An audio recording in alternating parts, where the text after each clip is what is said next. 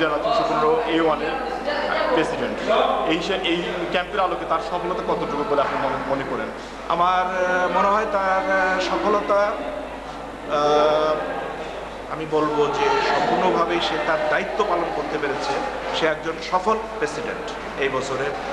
কারণ আমি যে বছরের শুরুতে আমি যে আহ্বান রেখেছিলাম যে আরও নতুন ক্লাব করতে হবে, আরও লিওদের, যুবকদের এই লিওতে সম্পৃক্ত করতে হবে, সে সেই ডাকে সাড়া দিয়ে তার প্রচেষ্টায় সে এবং তার জেলার নেতৃবৃন্দ, লিও জেলার নেতৃবৃন্দ সহ তারা যে পরিশ্রম করেছে, চেষ্টা করেছে, সেই চেষ্টার ফলশ্রুতি হিসাবে সে জেলাকে আরও লিও ক্লাব দিয়ে সমৃদ্ধ করেছে।